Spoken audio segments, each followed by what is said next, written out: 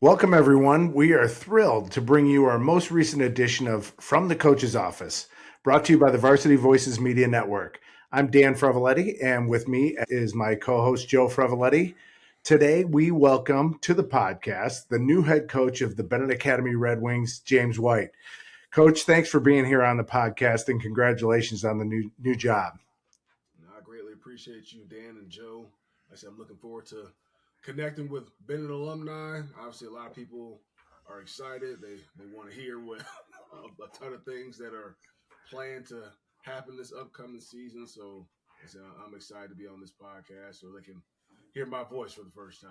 Awesome. Well, we appreciate it. Well, if you give me a minute, or maybe I need 5 minutes, I'm going to quickly go through your football resume. Joe, we've got 3-time Super Bowl champion, 4-year captain of the Patriots, scored 3 touchdowns, including the game winner in overtime during one of, if not the most memorable Super Bowl 51. Right. That was all with the Patriots. Then Big Ten Freshman of the Year in 2010. 3-time Big Ten champion, 3 trips to the Rose Bowl. That's unbelievable. Rushed for over 4,000 yards at Wisconsin and set the Wisconsin receiving record for running backs. Back to high school, you were at St. Thomas Aquinas when you were part of a national championship team in 2008. And now for the last 2 years, you were on the staffs at Northern Illinois University and most recently University of Illinois. So, man, with that background, I feel like you should be interviewing for the Steelers job. What was it about Benet and high school football that brought you to this point?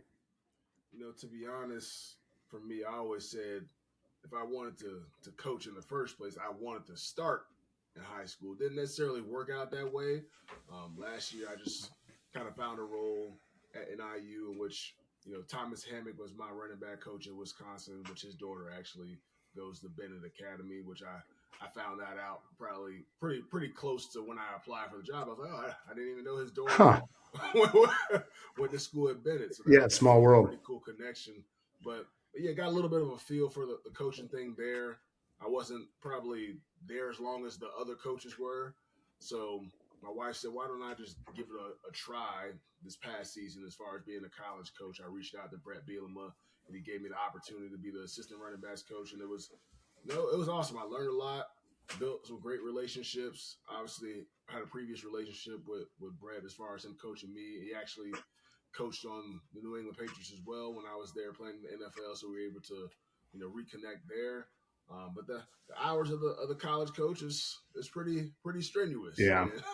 You don't have much time, with your family. You're spending obviously more time with your players and the rest of the coaching staff. But that's what it takes at the college level to go out there and win football games. And especially at this current point in time in my life, that wasn't what I wanted to do going forward. So when this opportunity presented itself, I made sure I applied for it. Like I said, I've lived in the area going on like 4 or 5 years now. I found out a ton of information. I have friends that have gone to this school, have heard a lot of great things about the community, the athletics, and what this school can do for kids, not only athletically, but as far as academically and personally as well. So I think it's everything what I'm about, and I'm excited to get around these kids, make an impact on kids who are trying to figure out themselves as young adults, like I said, on and off the football field, and just make an impact that way. If you are looking to buy or sell a home, contact RE/MAX Realtor and Circle of Legends recipient Christopher Cobb. Let Chris's extensive negotiating experience work to guide you on all of your real estate buying and selling needs. Contact Christopher now to discuss the right strategy for your personalized real estate buying and selling plan. His number is 630-420-0070, or you can visit his website at christophercobb.com. Yeah, so first of all, Coach, I'm going to tear up my resume and redo it because it's not nearly as good as yours. Yeah, but when you accepted the job at Benet, what was the first priority you identified for the program? For me, is relationships, and in which, like I said, I just really started on Monday. There's a lot of names, there's a lot of faces. But to me, the relationships are the most important. You got to be able to connect with the kids, connect with the staff at the school, the teachers, obviously the athletic director. Just I think that's how you drive things forward in the first place when you can get to know people on a deeper level. I know the best teams that I have been on, from little league to high school to college to NFL, you were pretty closely connected with the guys that you were working with every single day. Doesn't mean everybody has to be best friends, but you have to have a really good working relationship as far as competing with one another, pushing one another, learning about one another. I think that allows for you to go out there and have fun and play for each other on those Saturday nights, Friday nights, or whatever night that you're playing on. Coach, over the past few years that we've had this podcast and we've covered the Chicago Catholic League, it has, I feel like it's exploded in terms of the amount of talent on the field. Uh, what did you know, I guess, about the league before you took the job, and is there anything about the league in particular that made it even more attractive to kind of to come to Benet? I've learned something about the league prior to coming here. I've had former teammates that have grew up in the area, didn't go to Bennett, but they've gone to some of the public schools, and the way they talked about the Catholic League and saying it's the most competitive league in the state of Illinois as far as athletics, great academically as well, and actually being at Illinois, there's quite a few kids that played in the Catholic League. So once they found out that that I was getting the job, that we were talking a little stuff going back and forth about having to compete against some of their former schools and whatnot. But yeah, these programs mean a lot to their alumni, whether you're a 19-year-old or whether you're 40 or 50 years old.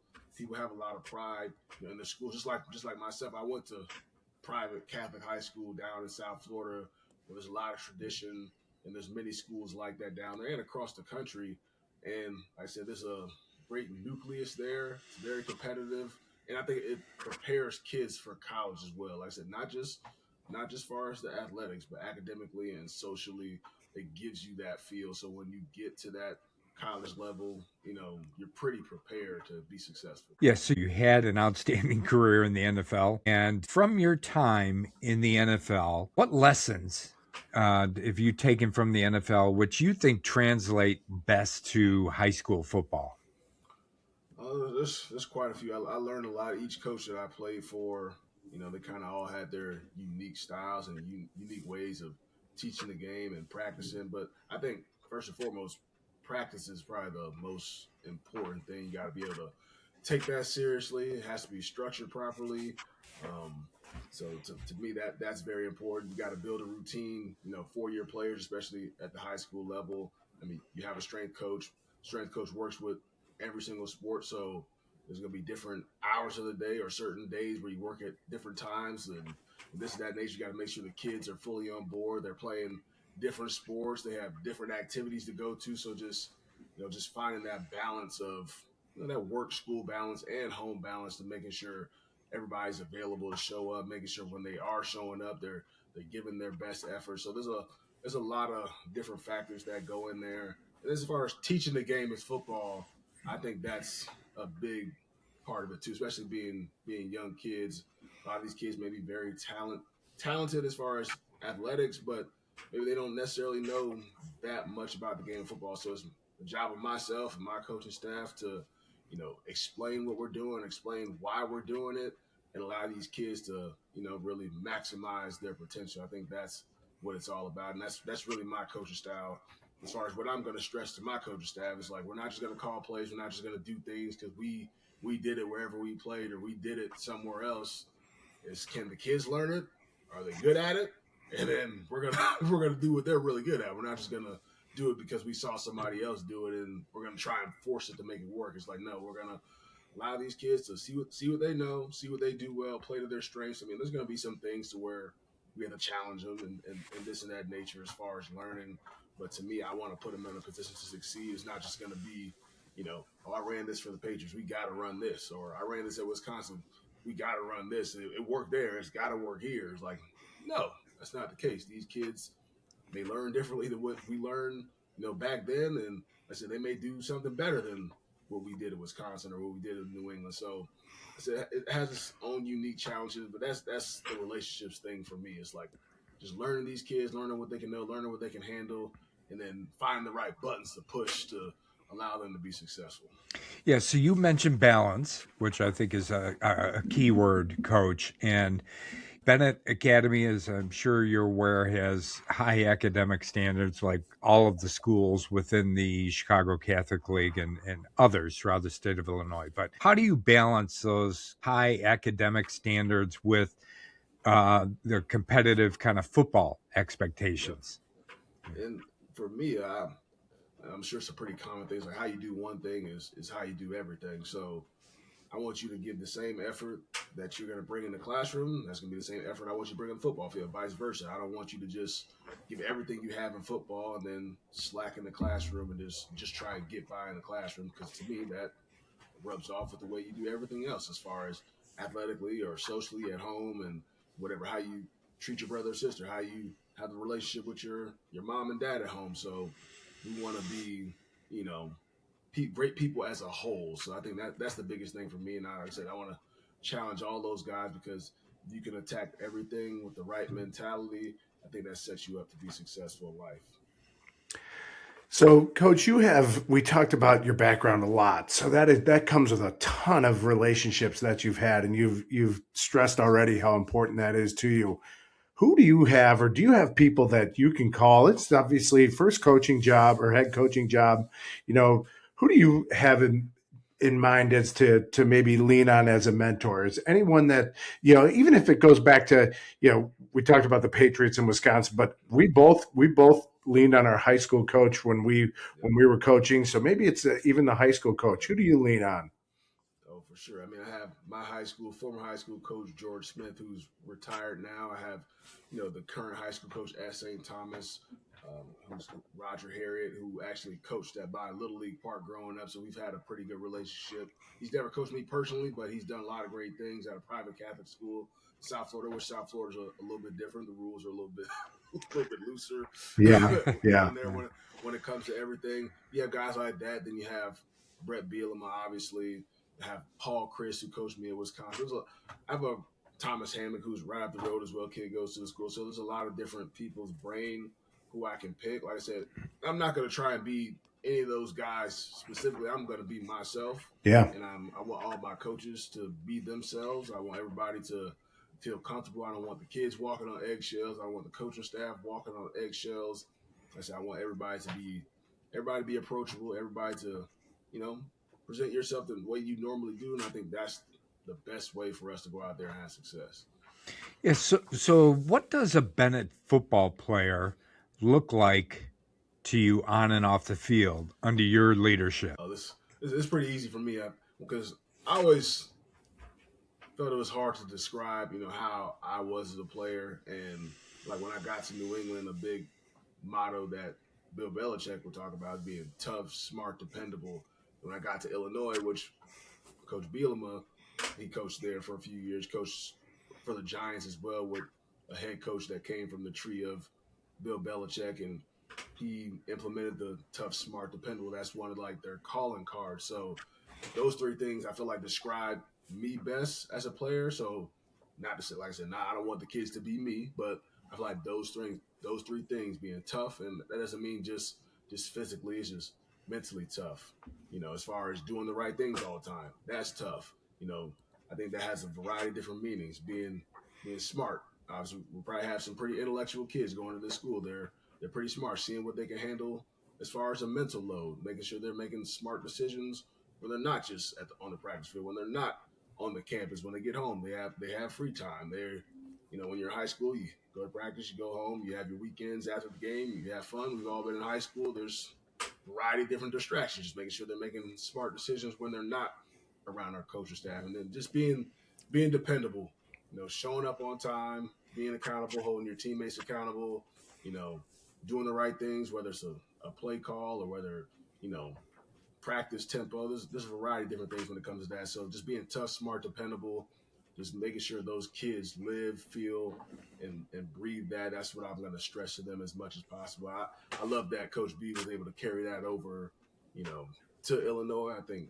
the kids, are really about it. I feel like they feel like that's an edge for them when they step out on the game field. Now, hopefully, that could be an edge for us for our football team.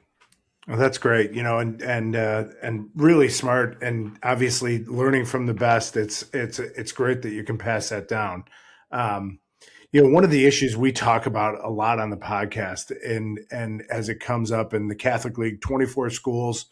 Obviously, you've got the schools in the city and the schools in the suburbs. One thing we've noticed in interviewing other coaches is that the numbers of football players are down, and Bennett is no stranger to that. And so it seems to be more so in the suburban areas where they struggle with numbers. How much of building the numbers, just the number of kids playing football, will be a focus for you at Bennett?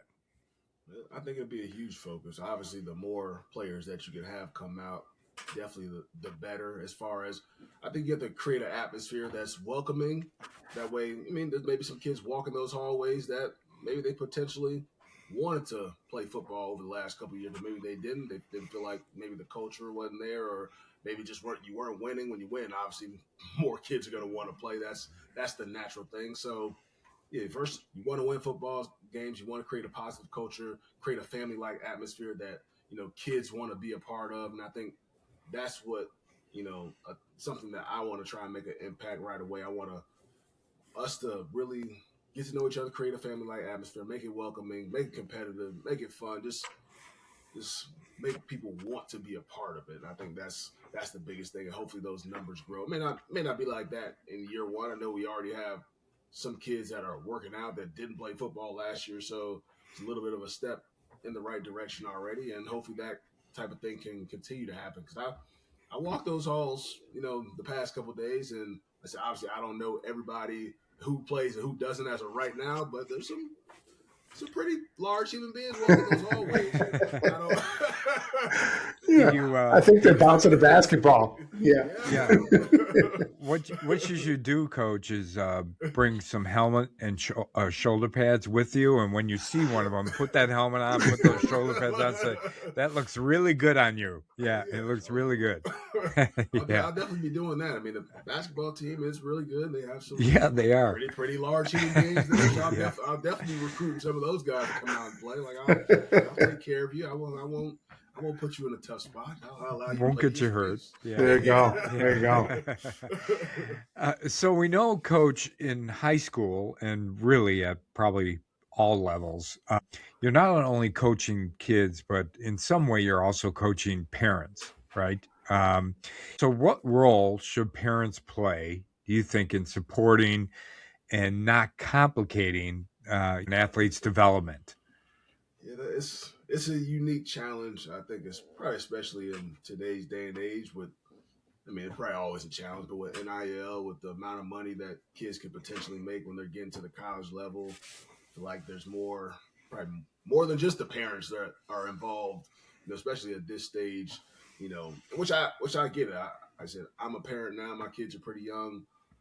My parents did a ton for me as far as supporting me and trying to do whatever they can to set me up for success. So I want the parents to feel a part of it. I want them to be able to build relationships with the rest of the parents, of their teammates and everything else like that. So I want that to be a welcoming environment too. And like I said, I'm perfectly fine with parents having questions, them having to come to me.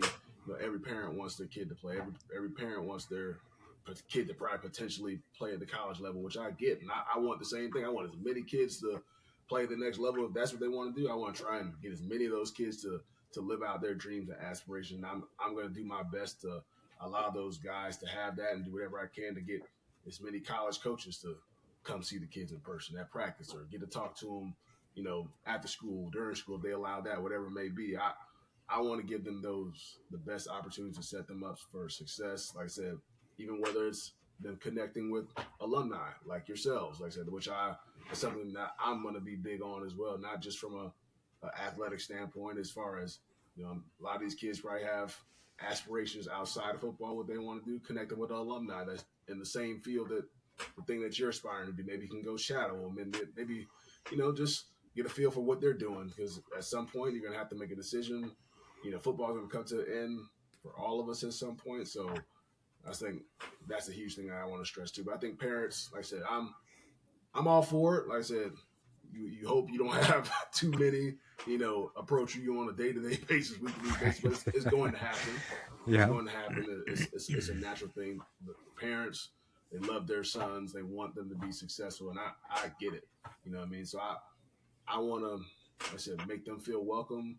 I don't want them to feel like I'm, unapproachable as well. So you got to kind of have that balance as far as open communication with them, but at the same time, you love for the kid to feel comfortable to come to you first, and then we can all have a conversation together to figure out what's best. Coach, the IHSA has changed the playoff rules and the summer schedule, right? Literally right as you're starting, and it's going to be a big change for coaches who have been on the job for a while. What, if any, impact has that had on your approach, or have you had like a calendar and had to scratch it out and say, okay, now I've got to do something different? See, for me, I haven't had to do that just right.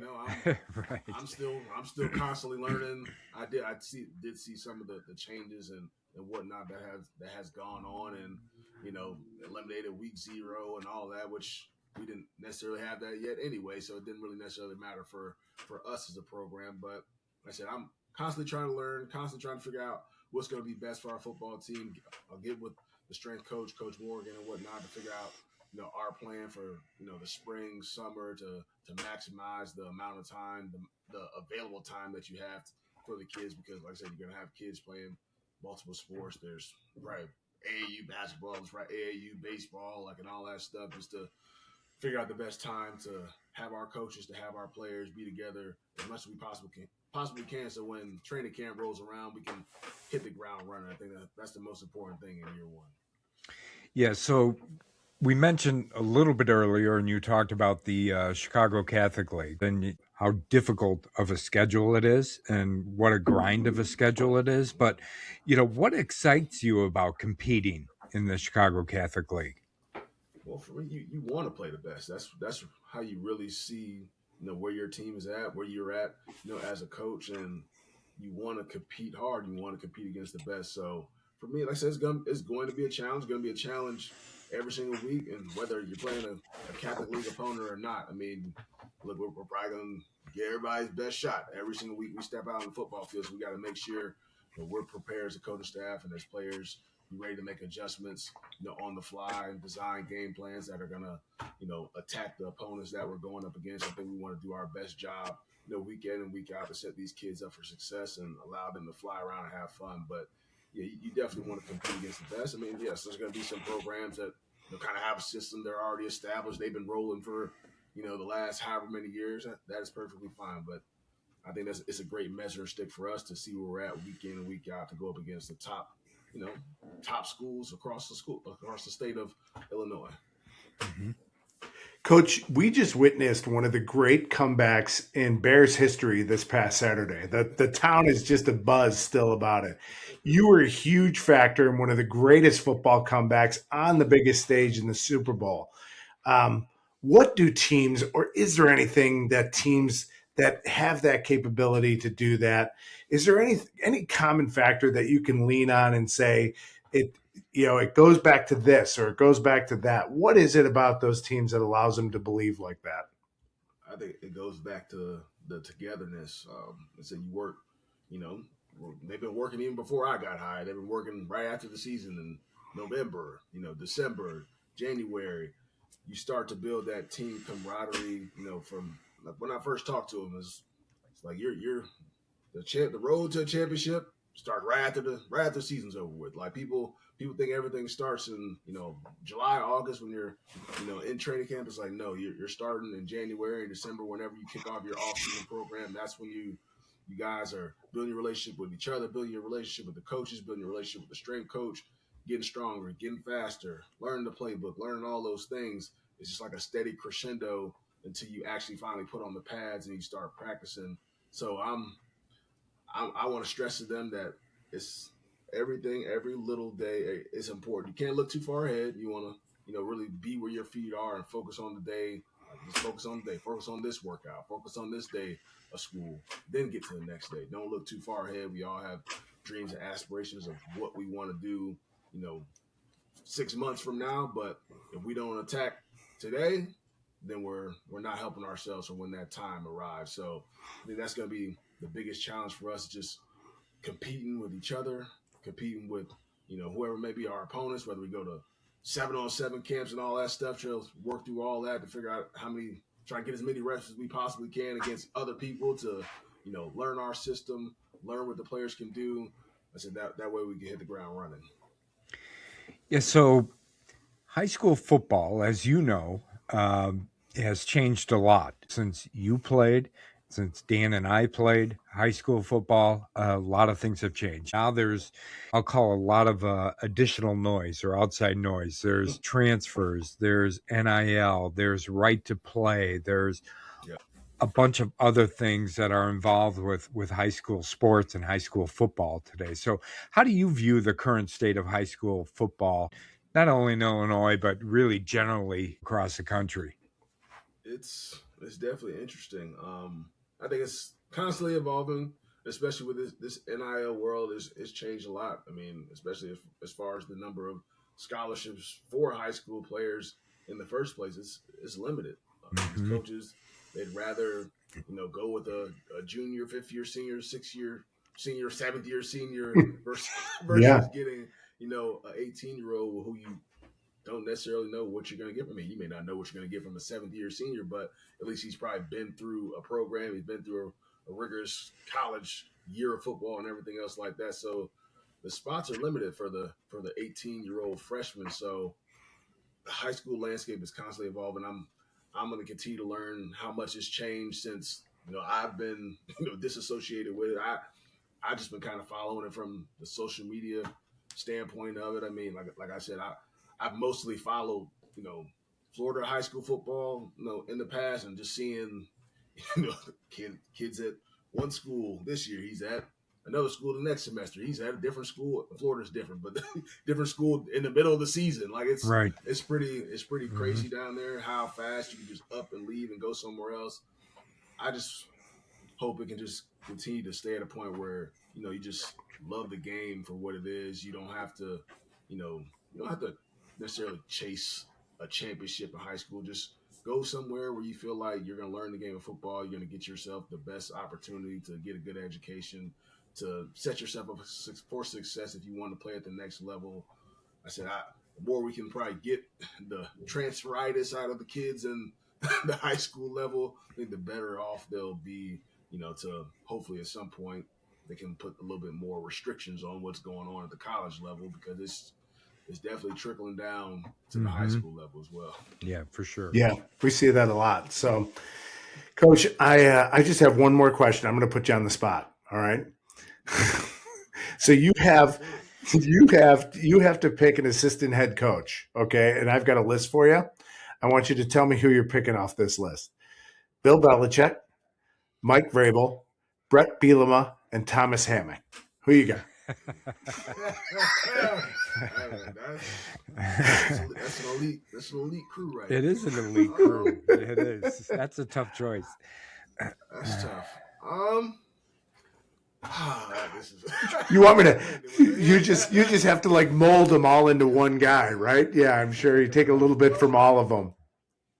I'll probably go with somebody that people probably don't expect me to say, but I'm going to go Thomas Hammock, because he changed my approach on the game of football when he stepped into Wisconsin's campus.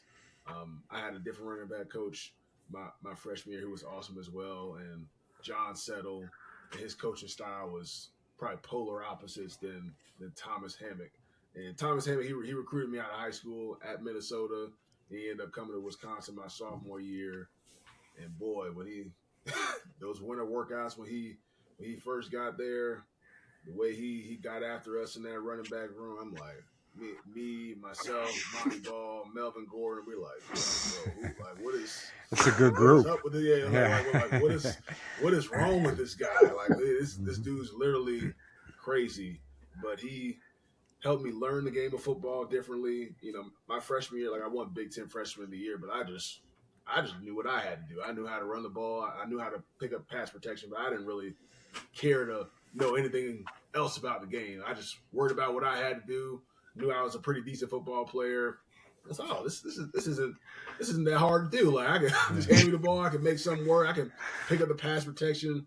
And then when he got to Wisconsin, he literally probably like the first week he was there, he slapped the test in front of us with formations and run plays, blocking schemes, and all that. And we're like, we don't know that stuff. Like we know what we're supposed to do on the play, but like we could barely fill out any of the information on the test. So we all were pretty much stumped that he realized, we didn't know that much about the game of football. So from that point on, we looked at it completely differently. We all started learning the formations, where the receivers lined up, the blocking schemes, what the quarterback's looking at. So I think the better you can understand the entire picture of what's going on, learn what the defense is trying to do to try and stop you, learn why they're doing what they're doing. Why are we running this play on third down? Why are we trying to run this play on first or second down versus trying to run it on third down? Just understanding the game as a whole. And he forever changed me after that. And that became my advantage as a player because most guys didn't care about that type of thing. They just want to know what they need to do, and they can do it pretty well. That's all I need to know. For me, I wanted to understand the whole picture of why we were doing it as an offense and what the defense was trying to do to attack us, and vice versa, what we were trying to do to attack a defense week in and week out. So that's why I'll choose Thomas Hammond, because he changed me completely. And from a competition standpoint, the way he wanted us to compete in everything, winter workouts, summer workouts, whether it's doing a test or whatever. Like he's watching us like a hawk to make sure we were trying to maximize and compete, like making sure we didn't get comfortable. Like he try and pick and start fights almost between us in the meeting room. And somebody does this better than the other and this and that nature. But that competitive nature, that not that I wasn't competitive already, but like that extra boost that he tried to give to us, I was prepared for any competition. Like I'd welcome on any challenge. Obviously, we had a ton of talent in our room, from my freshman year all the way to my senior year. I mean, he bring in, recruits on their official visits in the meeting room and talk about, how this guy's gonna come take your job, like this and that. Just like joking around, but halfway serious at the same time. Yeah. To keep that energy in the room. That's look, it's a competitive business. I'm gonna play the guy who's playing the best. Like it's not just, I don't care what you did last year. I don't care what you did last week. What are you doing right now? How can you help us win today? So, that he forever changed everything. But like I said, Brett Bielema, Bill Belichick, I never got to play for Vrabel, but he looks awesome as well. Got to compete against him quite a few times. Definitely a player's coach. I love what he's doing, especially for the Patriots currently. So, a lot of great names on that list. All right, so last question, Coach. And Dan and I have done a fair amount of interviews over the last couple of years of the different coaches throughout the Chicago Catholic League. And I've asked them all this same question. And that is, next year at this time, we're interviewing you again. What do you hope we're talking about as far as Benet Academy football is concerned? That's a great question. I think for me is hopefully our culture has begun to shift the competitiveness. I think when people turn on the tape, I want them to see a team that's flying around. I want them to see a team that's playing together, that's competitive, that's like, okay, we play these guys, we better be on our A game because they're gonna bring it. And I think I'm not gonna set any expectation on a win number or anything like that. I just want the guys to be confident. I want them to believe in themselves. I want them to know that I believe in them and that we're gonna compete hard. And like I said, they're gonna have to deal with all of us. Not like I said, it's not we're gonna have a we versus me mentality. It's not gonna be about me. It's not gonna be about the quarterbacks. It's not gonna be about the offensive coordinators. It's not gonna be about the defense. It's gonna be about all of us, and they're gonna have to handle us from special teams, offense, defense, kicker, punter. Like we're all gonna be a part of it. I don't even care if you're on the sideline. You're gonna be into it too. You never know when you're gonna get thrown in the game as well. So I just hope that we're gonna be a competitive and a tough football team, and our opponents are gonna have to feel us. That's gonna be our mindset. Well, Coach, we want to thank you for joining us on the podcast today. We want to thank Benet Academy head coach James White for joining us on this special edition of From the Coach's Office on the Varsity Voices. Coach White, we wish you all the luck in the world and we hope to have you on again soon. Awesome. I appreciate you, Dan. Excuse me. Sorry. Appreciate you guys, Joe. It's been awesome. Like I said, I'm excited to connect with you guys in person as well. Like I said, I want to get to know as many Benet alumni as possible. I want this to create an atmosphere that's welcoming to everybody, and obviously put a product out there that you guys are proud of. The current, students that are currently there, create some excitement, some buzz in there, and obviously, create an atmosphere for the players that, they're going to enjoy their 4 years or their last year or their last 2 years. I say we all go back to our high school days of playing football, whether it was good or bad. We talk about it, laugh about it, joke about it. Like I said, I want to create an experience that'll create some memories, for these kids for life, positive memories for these kids for life. Great. Well, thanks again, Coach, and good luck, and we'll talk to you soon. Yeah, thank you. Appreciate it. Yeah. All right.